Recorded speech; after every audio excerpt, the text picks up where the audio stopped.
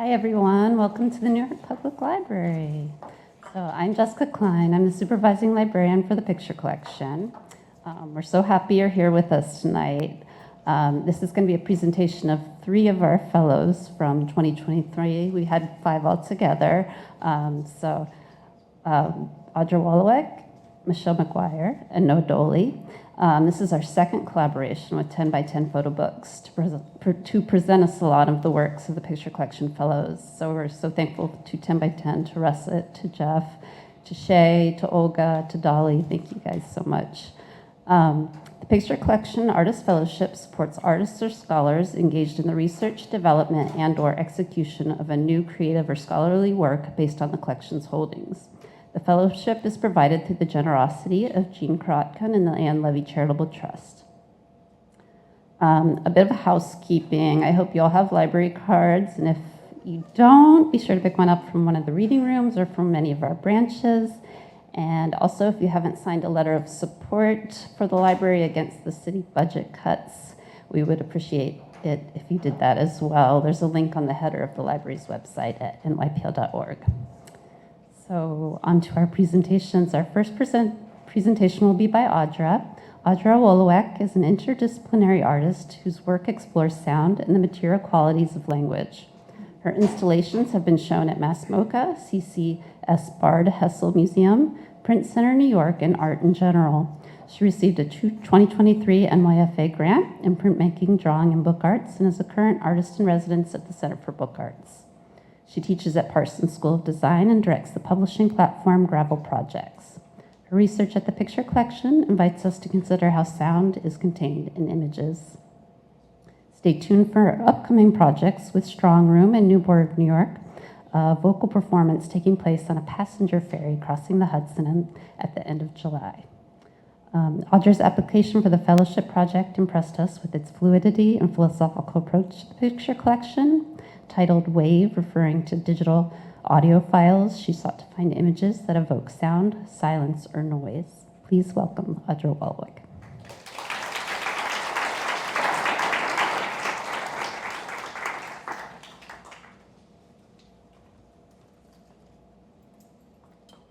Hi.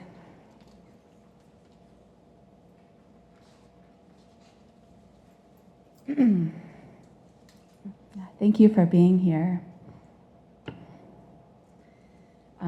I would first like to extend my appreciation and gratitude to the librarians at the Picture Collection. Your support was felt in your boundless curiosity, kindness, and humor to the fellows whose company and camaraderie I treasure, and everybody at 10x10 Photobooks for hosting this event, and to everyone here for allowing us to share our process with you. Can you hear me okay?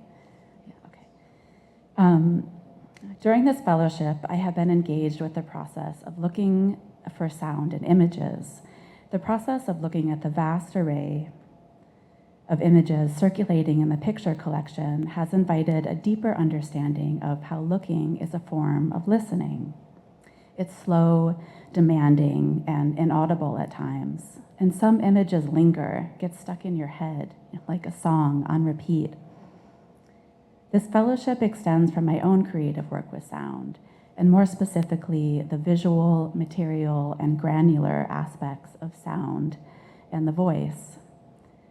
The book and record edition Air that's on the table here is part of an installation where breathing practitioners were invited to respond to pages of excavated commas from the United States Constitution as an embodied response to a politicized document. All words and punctuation were removed except for the commas, which in music notation is the mark for a performer to take a breath. Their breaths were recorded and emanated from speakers embedded in wooden 2x4 beams, with the commas from the notational score punctuating the surrounding walls. Through this work, I was interested in locating the breath as a form of voice, absent of language, culture, and border. In workspace residency at Judane, a papermaking facility in Brooklyn, I worked with paper to visualize waveforms, responding to the process of papermaking through the movement of paper pulp suspended in water, and the wave-like formations created during the collaborative action of pulling a sheet of paper. I became interested in how these waves were embedded into the final form and how they reminded me of interference wave patterns, most famously captured by Bernice Abbott during her residency at MIT that became part of a classroom textbook on physics. The following images are from the Picture Collection, where this research has continued in buoyant channels. The images are conduits to how sound is contained and transmitted in image form through wave, contact, noise, and silence. The title of this project is WAVE, spelled W-A-V, from the file extension for storing audio data, a waveform audio file format, or .wav, to conjure connections between the visual and the audible.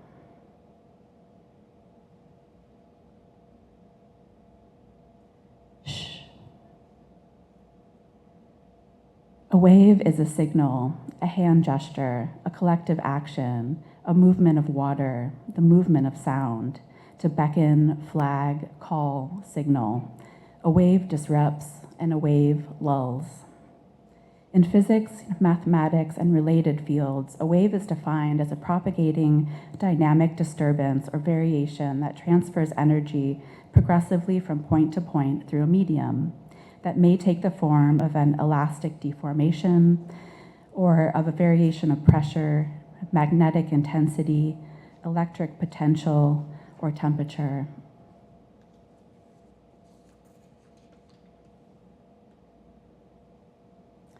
The origins of wave as a verb begins with move back and forth, to wave, fluctuate, to wavering, restless, unstable, to hover about, to wave, undulate, possibly from to move to and fro, to weave.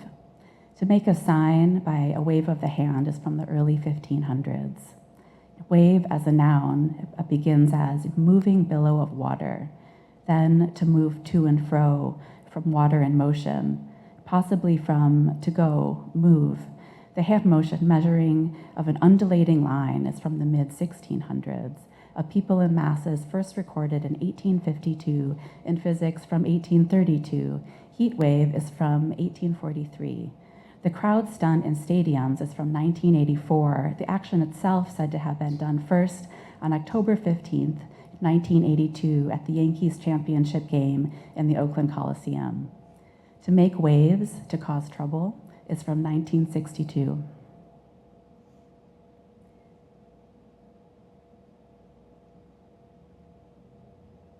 Waves form like clouds or crowds, dissipate and echo, oscillate, atmospheric intensity, sea currents born of these changes.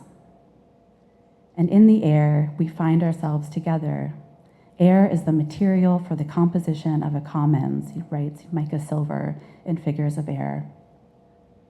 How do we listen? What are the traces and visuals that form from this exchange? Encounter, contact, sending and receiving, a call and response. Sound. Sound is elastic and agile. Receiver and form, bells and whistles, bubbles and balloons. Sound is wave and vibrating air, breath and voice, a gesture held by another. Sound reaches and extends, always in relation, from wave to ear, contact transmission, a granular synthesis, a linguistic modulation. Sound is touch at a distance, writes Anne Furneaux. She continues, we're used to thinking of sounds as being about something, speech as being about something, but it feels to me much more like touch. How is sound contained in images? How might we visualize phenomena that is not seen, but felt and heard? My invitation, not just to look, but to listen to quiet photos, requires us to embrace a different understanding of sound, a scientific definition of sound as frequency, writes Tina M. Campt in Listening to Images. She continues, to a physicist, audiologist, or musicologist, sound consists of more than what we hear. It is constituted primarily by vibration and contact. The lower frequencies of these images register as what I describe as felt sound, sound that, like a hum, resonates in and as vibration. Audiologists refer to such frequencies as infrasound, ultra-low frequencies emitted by or audible only to certain animals. While the ear is the primary organ for perceiving sound at lower frequencies, infrasound is often only felt in the form of vibrations through contact with parts of the body. Yet all sound consists of more than what we hear. It is an inherently embodied modality constituted by vibration and contact." End quote.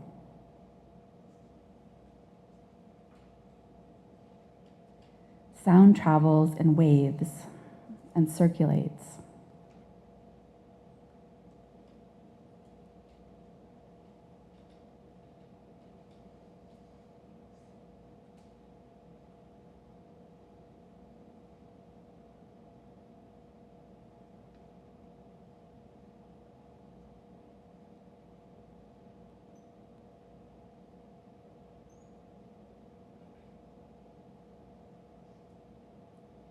Sound is porous, it permeates, it's errant, it escapes and strays, it is without boundary. Slippery, it spills from one sounding body to another.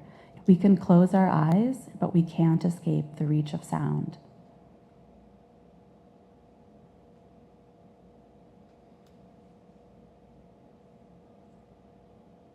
How do we listen? Particle and dust, erosion, crystalline, mineral.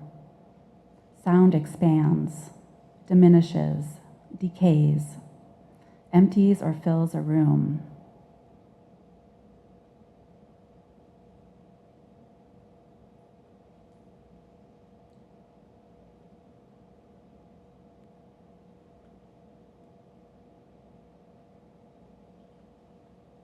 Sound is force, dominance, seismic. It is the smallest disturbance of air.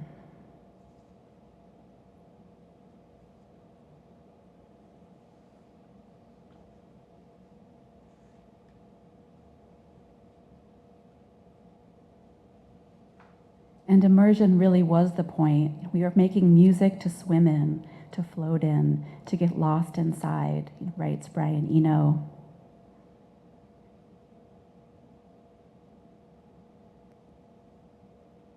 Take a walk at night and walk so silently that the bottoms of your feet become ears, invites Pauline Oliveros in her deep listening scores, sonic meditations.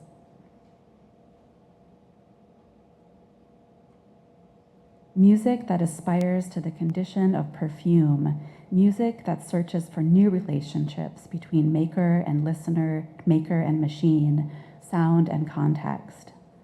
Music that leads the listener into a shifting zone, a sacral drift, a mode of imagined travel in which the landscape will once again be invested with meaning, or rather with a liberatory aesthetics, writes David Tupe in Ocean of Sound. Sound is recorded and multiplied, line, tape, and record. Noise is contained in each printed image through the process of its reproduction. Lines, dots, pixels, silver, light. Noise emerges in optical moire, where the grid of the image meets the grid of the screen.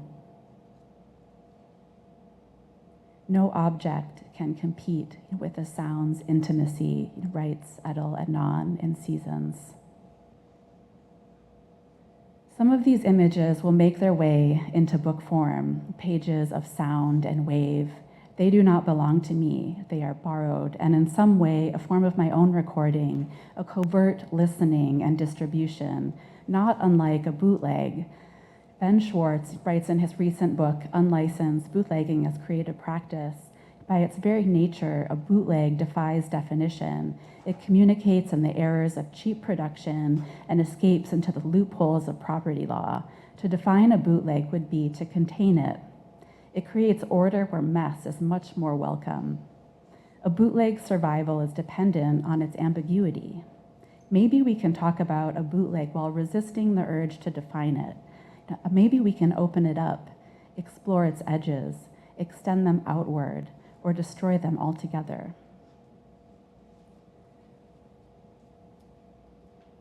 I'll leave you with a thought from a conversation with Chantal, one of the wonderful librarians at the Picture Collection.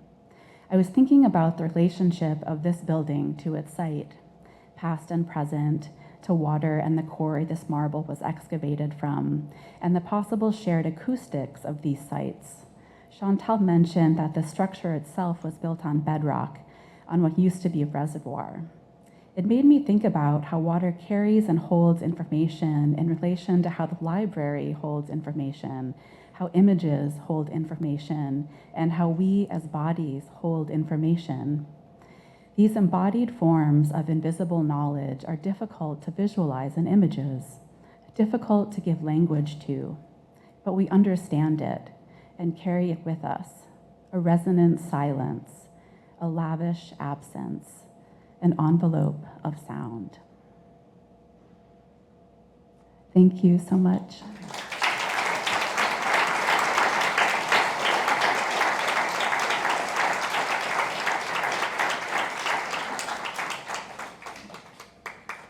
I should have mentioned at the beginning, we'll do questions after both of the presentations.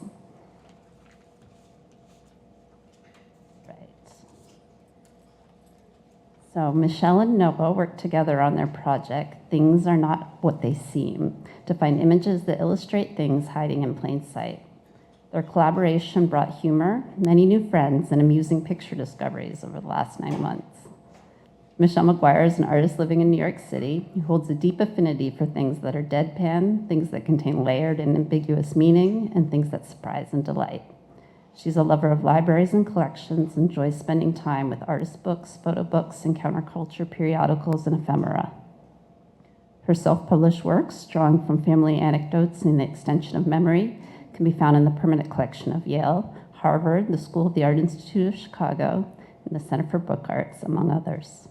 She's inspired by the boundless possibilities of an archive, how the meanings of objects and images change when they are combined, manipulated, or rearranged, and the joy of discovering unexpected connections, themes, and the nuance that comes with looking closely. Noah Doely's work explores the paradoxical relationship between seeing and belief through photography, sculpture, and video.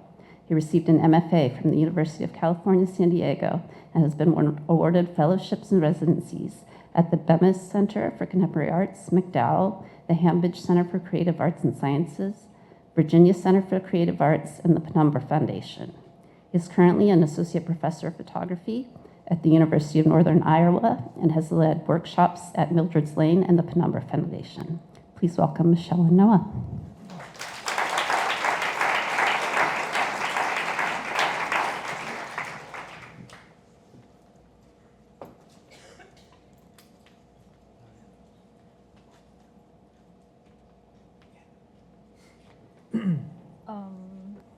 Hi, everybody.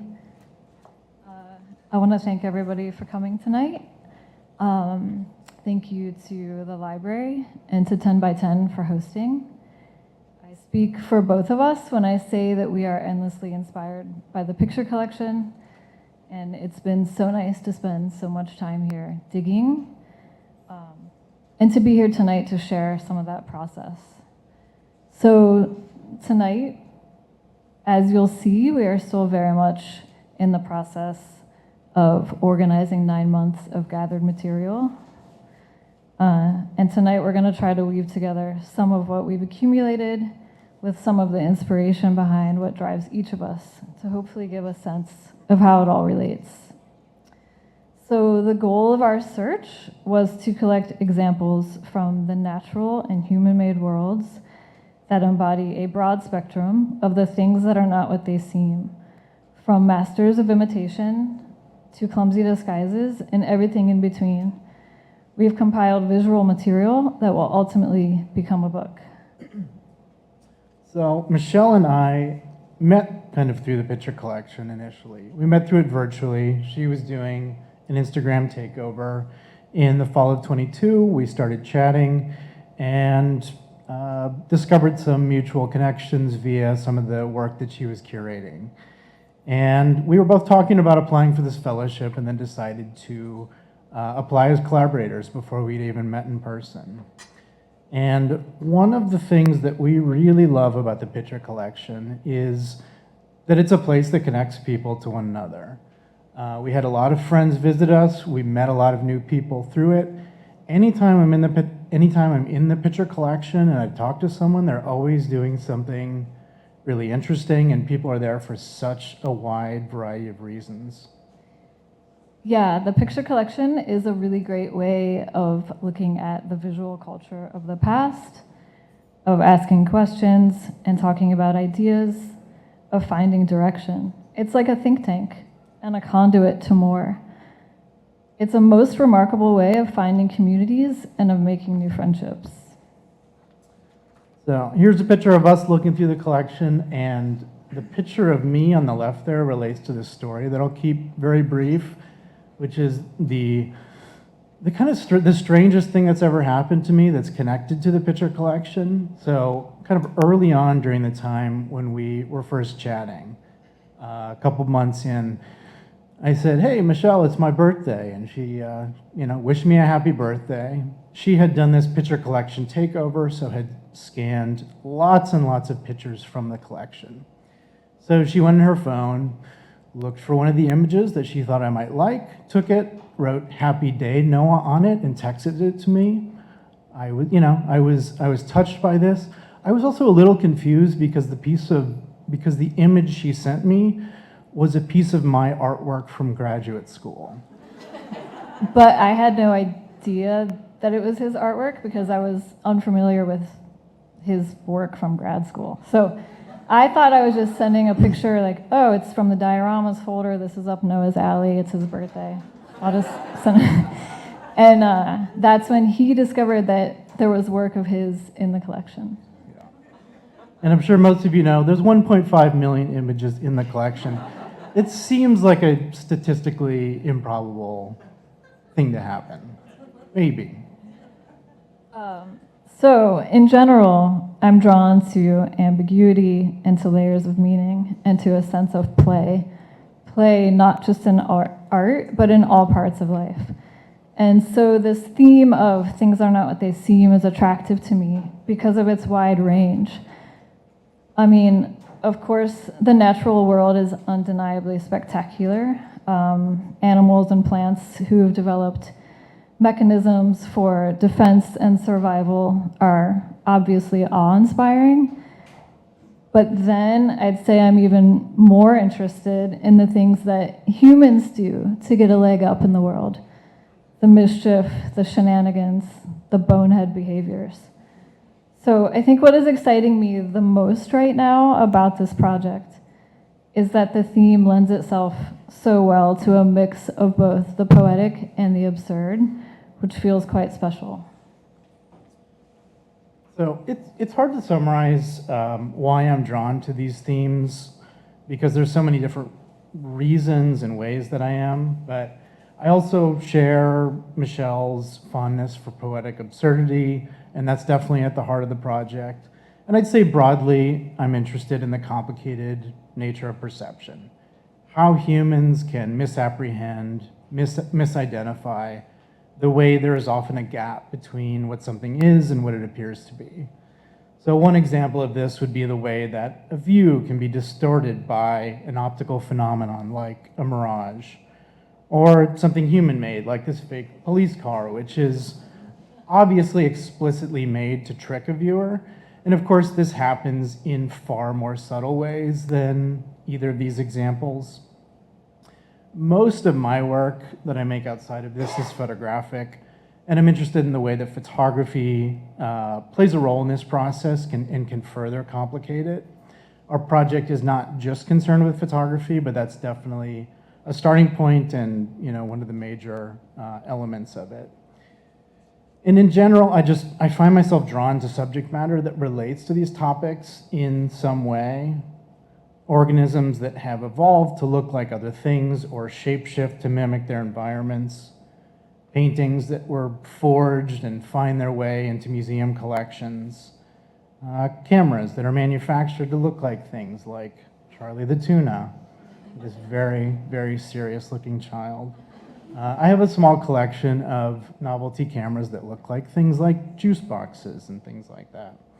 Michelle and I are both collectors, and that's definitely something that connected us to each other initially. And that's one of the things we like about this, is that it's another form of collecting. It takes up a lot less space than things like cameras. So I often clip bits and pieces from the newspaper, including this one here. I'm an only child, and so I've always romanticized the sibling dynamics and the kind of lively commotion that exists in large immediate families.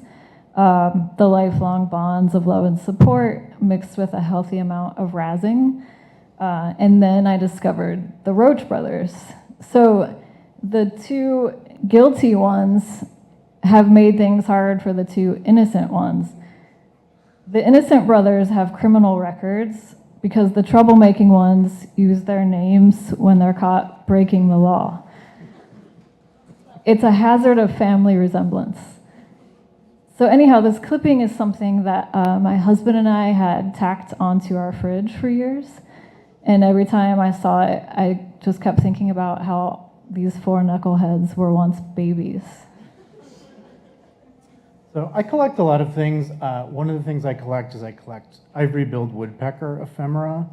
Ivory-billed woodpecker is a bird that is almost certainly extinct, but in 2004 there were a series of sightings in and around the Bayou de View waterway in Arkansas.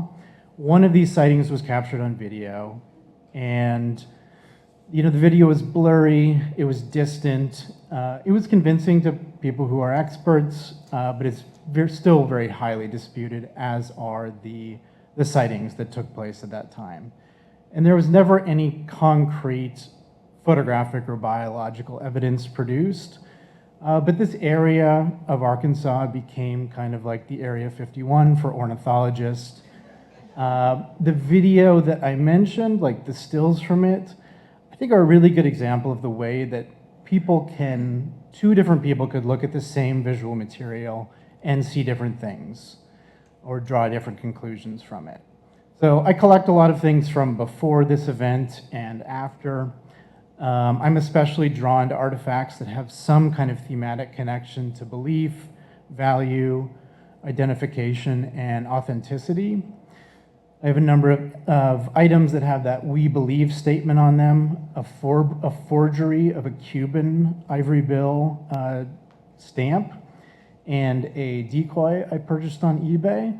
I wrote the seller and I said, "That's just a crow decoy you painted, right?" And he said, "Yes." And I said, I will offer you $10 for it. So when we were beginning our research, as a jumping off point, we were looking for pictures, but our process began with words, jotting down ideas and examples, which related to subject matter that we would be searching for. We went into it knowing that it would be somewhat of an experiment, unable to predict what we would find. But given the sheer volume of the collection, we presumed it would yield interesting results. And it did. And we were also thinking about motives and intentions behind the subject matter, sometimes sinister and malicious, other times entertaining and lighthearted.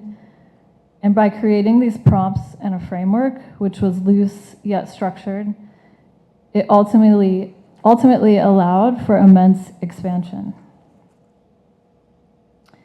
The picture collection is encyclopedic in nature, and the librarians all bring different backgrounds, areas of study, senses of humor, and points of view. And working with them really opens up the investigation. So early on, we gave Jay, one of the librarians, a list of our brainstorming language, and he in turn gave us guidance, using his comprehensive knowledge of the collection to connect us to subject headings that he believed to be fruitful places to begin our search.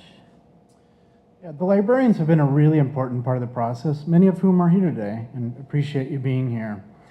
So if you do visit the picture collection, take advantage of their expertise. So we had these words, and then we started looking. When I first went to the picture collection, the first folder I looked at was fakes. I was curious to learn what falls within the category of fakes in the picture collection. And so there are folders like these, ones that were more obvious in terms of the themes that we were looking for, but we were interested in finding images in much less obvious places. So we started with a system, but really wanted to look through as much of the collection as we could. So this is a spreadsheet. That's us, and then a spreadsheet, our band photo. It's a spreadsheet that we use to keep track of what we looked at. We'd also go back and look through folders again. And then we live in different parts of the country, and so we are using an online platform to visualize what we have, organize the scans, experiment with different arrangements, and find connections between them. And in addition to images, we've also collected words, keeping an eye out for things that might exist in captions or headlines or descriptive copy. Thinking about wordplay and slang and idiomatic language as a way to bring in another visually pleasing element and also to further enhance relationships, creating new rhythms and new recontextualizations, an attempt to both amplify meaning and to disrupt it. So when looking for images, we're thinking about a spectrum of visual deception. If you can see, there's a difference between these two images here. You know, we're looking for things that deceive convincingly, but also things that are disguised in a way that's so unconvincing it's kind of comical. But even though these things are in many ways polar opposites, they're part of the same continuum. And we are interested in finding new meanings and poetic connections by juxtaposing images from different parts of this spectrum. We're both fascinated by decoys as objects. They are tools of deception and illusion, but a lot of them are really goofy looking and kind of false looking. And they are made to trick non-human viewers. Here we have a variety of fishing lures and bird calls. Much like with the decoys and lures, the intention here is to attract, to discourage. So the picture collection provides varying degrees of context for different images. You can always seek out different context if you want to using a system that they have. But on the pages themselves, sometimes there's more context and sometimes there's less. I have no idea what the story is behind these pictures, and I like that. I prefer that mystery, But when an image does have context, like a caption, we're constantly having conversations about what we want to include and what we want to omit, at least, on first pass. Sometimes we prioritize ambiguity and mystery, and other times we might want to provide more information. So like in this case, this information about how this kite is used to lure eagles and hawks. Insects in disguise, camouflage in nature. And sometimes images can be found on the back sides of other pictures. In this case, these Arctic hares were Michelle found on the back side of an image from the fungi folder. Hand-painted camouflage. So obviously this is all print media. which has different visual properties depending on how it's printed. One of the things I really love about this image is the way that the halftone mingles with the camouflage. Lyrebirds mimic the sounds they hear, even things like chainsaws and camera shutters. And much like the lyrebird has an arsenal of sounds that it mimics, this sound effects artist has a repertoire that he has mastered, supplying a cat yowl, the sound of phones, keys, the thump of bodies, which reminded me of this delightful New Yorker article about Foley artists that I highly recommend reading. It wonderfully reveals the tricks of the trade and explains how the artists have historically worked in pairs due to certain sounds being so complex that they require the labor of 4 hands. So you have this really harmonious partnership and beautiful intimacy that exists between these two people. And then it goes on to describe a sound library full of physical props, everyday items that have been gathered from junk shops and flea markets, all organized by sound. It's essentially the sound version of the picture collection. The description of this place is a kind of paradise to me. And also like the picture collection, the art of making sound effects is completely focused on nuance. In the Foley world, the categories have been determined by the sounds that they make, such as squeakers and mooers and smackers and clackers. So both of these resources, the sound library that's described and the picture collection, are examples of the importance of having these tangible collections. By playing with and handling actual material objects, endless discoveries are made. And in the case of these two images, it's the vantage point of the photographer that creates the illusion. These sequential images of a person faking a fall are essentially a step-by-step lesson on how to be a con artist.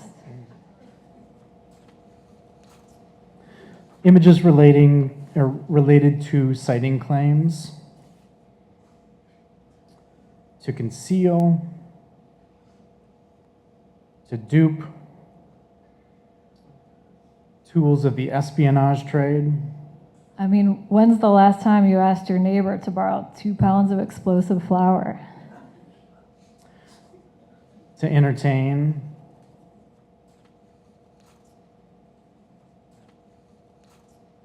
to exaggerate, make-believe garden. And so all 4 of these images come from different folders, or 2 of them. The top 2 are from plastics, postal service mailboxes, and household objects. Coke cup telephone, false eyelashes, a smear of red on his nose, blue above his eyes, thick, black eyebrows high above where they belong.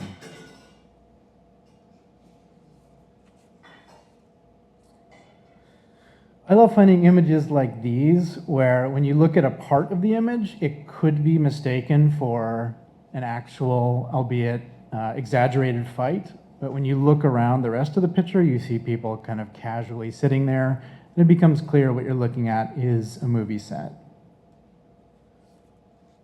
You should see the other guy. A building shaped like a shoe, maybe a cobbler's way of luring in new customers. Some of the images that we've collected are related to playing with scale, making things larger than life for promotional purposes, engaging with movie props, skilled craftspeople who create faux objects and veneers. I love the language in the caption that says, "a plastic helping of soba." Another display of fake foods to illustrate a menu offering. In college, I had a job making display dishes kind of like these, where I was trained to grate a white candle over top of pasta to look like Parmesan. It's hard to see, but the image on the left in the top right corner, I love how that truck boasts that it's real turf that's being sold and delivered. An artificial potted plant, not a potted plant. We found a number of these pieces of text that flatly state if something is real or not. Squinny, a brand you can trust. Fake Van Gogh, real Van Gogh. 2 ways to forge a Vermeer. 2 lighters, kind of presenting as candles. 2 bodies making up one, I don't know if you can tell, but there's a horse. 2 canes. These costumes of Max Headroom from the late 80s, a character who was advertised as the first computer-generated TV presenter, but was actually an actor wearing prosthetic makeup. Halloween, a day of costume and deception. Holding a bluff, the aim of which is to intimidate.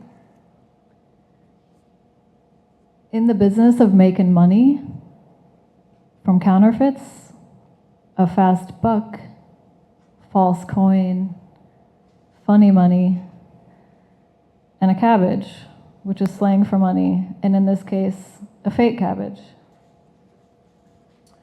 And this is not a barrel, but a garage. Thank you.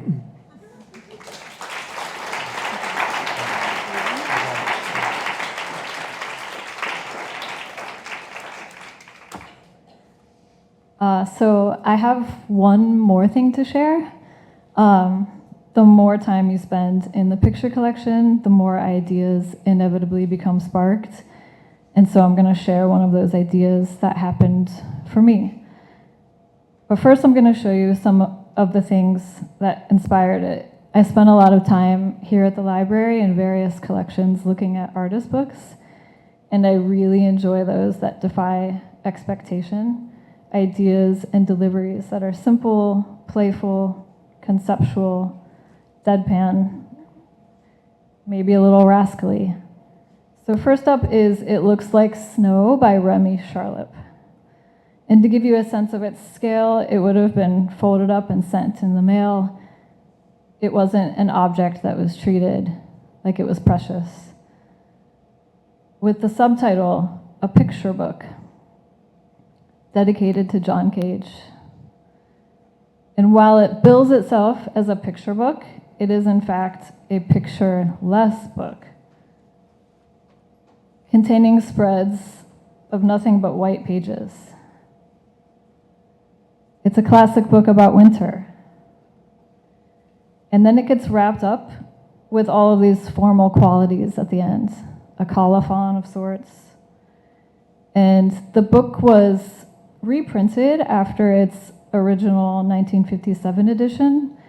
Later versions contained a single line of narrative text on the theme of snow, which ran along the base of the pages, but it's this version that I enjoy so much.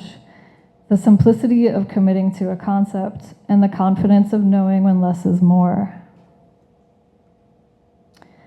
LA Air by Bruce Nauman, who found that the air was bad when he moved to suburban Los Angeles in 1969, and then a year later made this book, which features monochromatic photographs of hazy, polluted skies, drenched in ominous ochre, red, and brown, almost black hues, which resemble full-bleed airbrushed pages. Without indicators of scale or depth or context, the images are barely legible as pictures of the sky, putting the documentary function of photography into question. And then last year's MoMA retrospective on Ed Ruscha, terrific wise guy, I saw this collection of screen prints that he made based on serial sequences and rhyme schemes from 1970, which led to this a year later, this time focusing on the visual the photographic visual equivalents, first published in Rags magazine, which was a short-lived counterculture street fashion magazine published in San Francisco in the early 70s. So evoking that spirit, I have chosen 3 commonplace, one-syllable rhyming words as straight-faced subjects of focus. Leaks, which are things that seep unwanted contents from their containers. Squeaks, things that emit high-pitched sounds. And cheeks, things that offer striking rear views. All images seen here were sourced from the picture collection. So this is just a book dummy. I'm kind of seeing if this thing wants to go somewhere.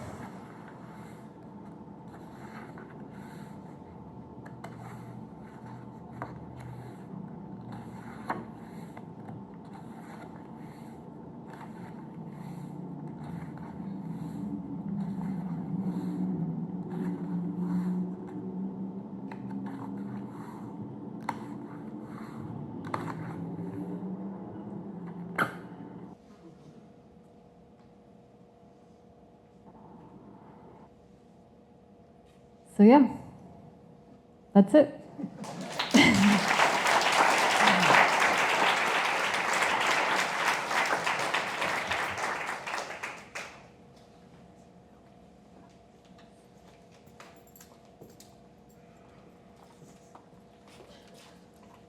We'll have everybody come up for questions, and if you have questions, we have a mic so everybody can hear you.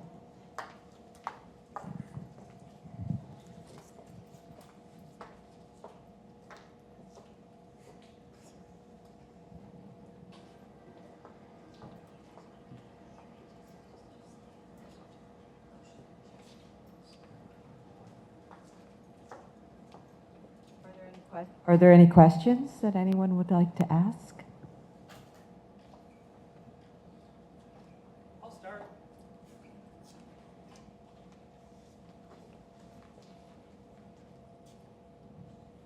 Audra, I think you had briefly mentioned your intention to realize your work in book form.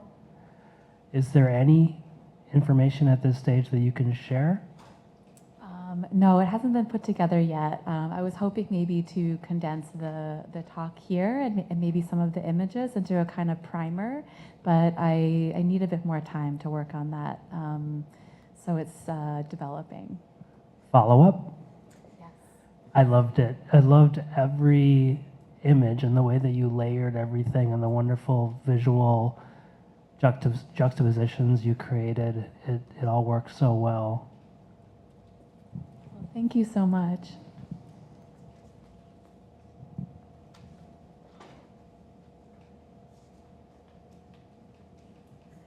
My question's for Audra. Audra, I wanted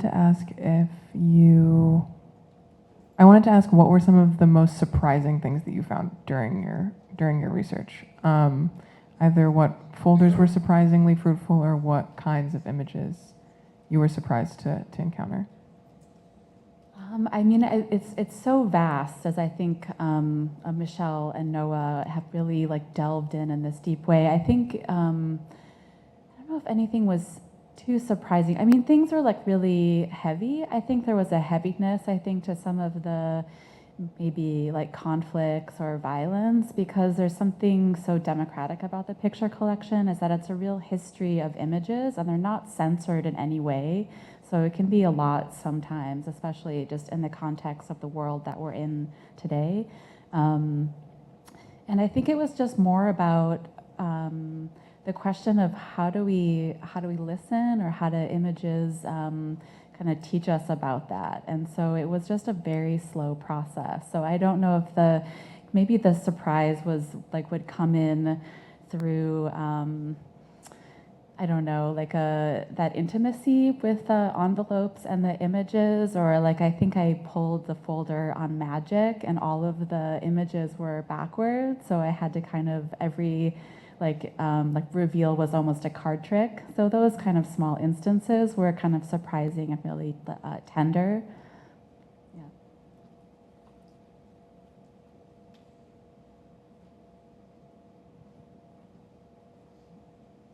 Yeah. Michelle and Noah, given your lovely synchronicity and especially the card or your birthday story, but was there a moment of conflict throughout the entire process where one or the other of you really just didn't know what you were talking about or why something was Constantly, yeah. Okay.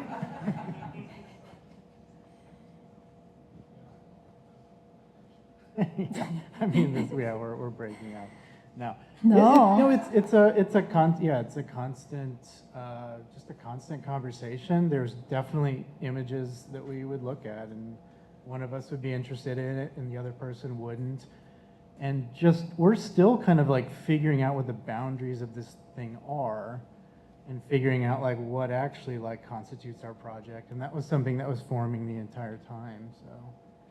Yeah, because we set out to cast a very wide net. Because when you're gathering, that's the really easy part, and now is where the heat is really on, like trying to edit it to make something very compelling and tight.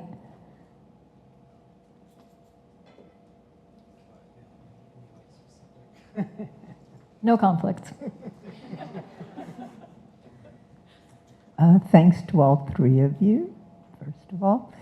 Audra, when did that synesthesia first become conscious for you? Do you mean like in the picture collection, in the research? Yeah, and kind of, I mean, because I do know you some, so those kind of crossings of the visual, the auditory, and hearing sound in wave images, and so.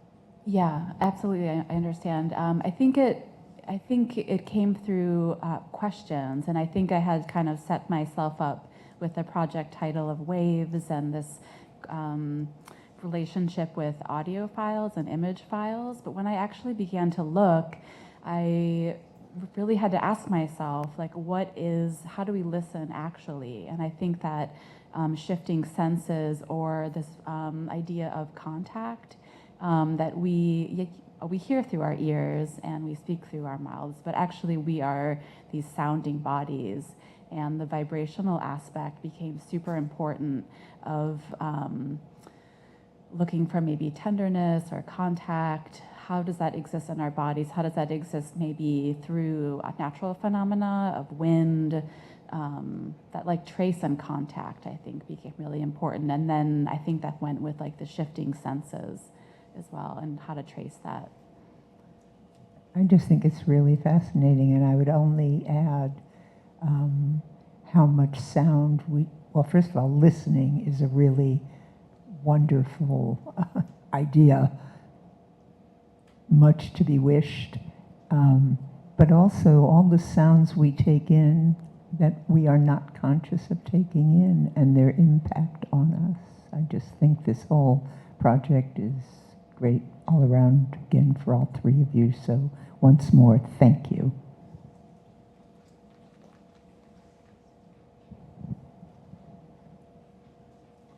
I'm just wondering if there's any connection between light as a physical entity as connecting to sound, sort of hard light, soft light, loud sound, quiet sound. I'm just wondering if there's any connection that you found in your work. Yeah, absolutely. I mean, I kind of wish I could show all of the images because there are so many, and in a way, I kind of wanted to put together relationships for this slideshow, but definitely like light as a form of communication came up a lot, and light as in like a lighthouse, or light as in like communicating over distance, a kind of spectral sound, a kind of aura, or hypnotism, or the occult. All these things kind of came up as like phenomena. So I think, yeah, the sound and light were related in a way, and definitely in the form of kind of communication systems. First, I just want to say hi. Aura, I really loved the project, and I know you're still thinking about what form it'll take as a book, but I hope there's some way, like the sonic qualities of your text as well, the pauses, the breath, make their way through white space or whatever, if there's a way that you can incorporate that, because I think that just the image and sound work so well together in your kind of lecture performance here. But also my question is for Michelle, and I'm forgetting your name, I'm sorry. No. Okay, so it's about, I hope this isn't too obnoxiously academic a question either, but I'm wondering if, thinking across all these different synonyms of fakery, decoys, deception, etc., if you developed any kind of a theory of how the image works, because the picture collection is such a capacious collection, has photographs and illustrations, all different genres of imaging. So I'm wondering if you've thought about how just the grammar of pictures and how they are translated into these different seemingly synonymous or interchangeable terms. If, you know, I saw a lot of saussure and purse and all these different semiotic theories in your presentation. I'm just wondering if there's any kind of theory that you develop by looking across this whole collection.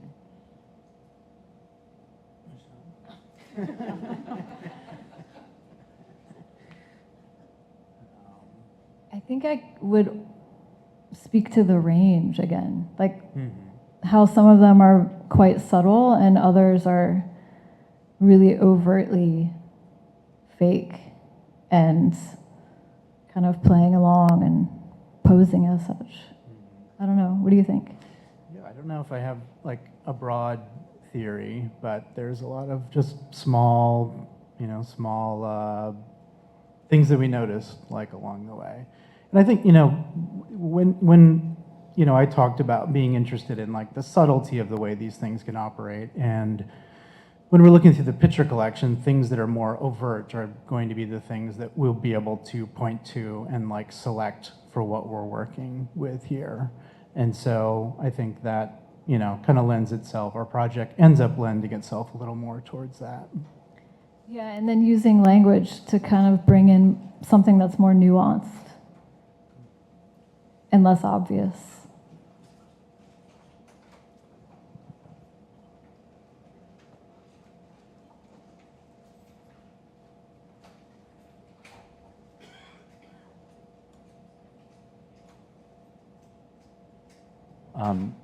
Thank you to all three. Michelle, could you talk a bit about when you first identified deadpan as an influence on your work? I spent a lot of time with my grandparents and their siblings growing up, and I feel like that was their style of being comical, so really straight-faced and dry. I'd say that's where it first came from. Yeah, it's very comforting to me still. Yeah.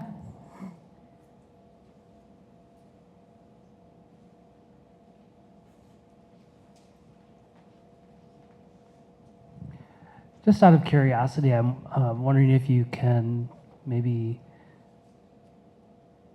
share some numbers or put some numbers on your time in the collection. Tell us a little bit more about the length of the fellowship, the amount of time each of you spent in the picture collection over that period of time, and I mean, given the technology that we all work with, you probably have a pretty good idea of the number of images you've collected, and maybe even the number of images that you might ultimately end up with.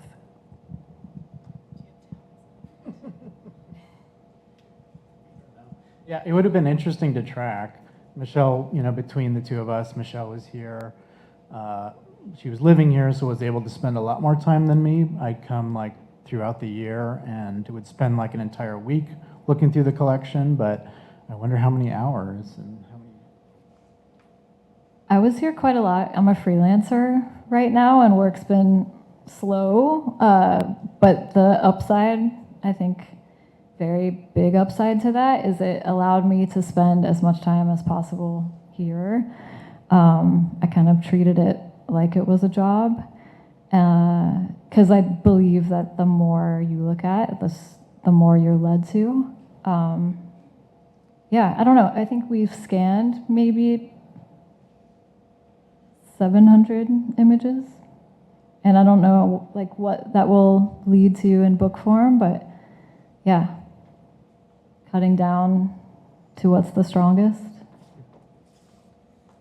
Yeah, I don't have numbers on any of the images, but I did develop a process of photocopying of everything, which was really helpful because I think early on it was challenging for me as a kind of like tactile thinker to have everything on the computer. So I have some of the photocopies here, but that's been a helpful like process to like look at them and arrange and think about them. Yeah, I don't have them tallied. I did lose some. I realized that I don't have them all in my computer when I was putting this together, and I looked at the photocopies and I thought, where is that folder? Or why can't I find the singing, which seems to be pretty important for the sound aspect. But yeah, the good thing is that there's backup, and because the picture collection is open to the public, the fellowship can hopefully continue. Okay. So I want to say thank you to everyone for joining us tonight, and especially thank you to Noah, Michelle, and Audra. 10 by 10 is about photo books, but I think we can now include performance with the three of you guys, because personally I found the performative aspect of your presentations were an added bonus on top of the future book aspect of them. So thank you very much. And I also want to say thank you to Jessica for shepherding this amazing fellowship program at the Picture Collection at the New York Public Library. 10 by 10 takes a break this summer in our salons, but we will start up again in September. And we have about 6 or so salons a year. And we hope you'll join us for that to learn about photo books, the people behind them, in progress, finished, the designers, the publishers, and so check out our website and look for future salons. And have a great evening. Look at the folders from the Picture Collection. We have a little bit of time before they kick us out of here, and as well the printouts from the fellows that are on the tables. So thank you.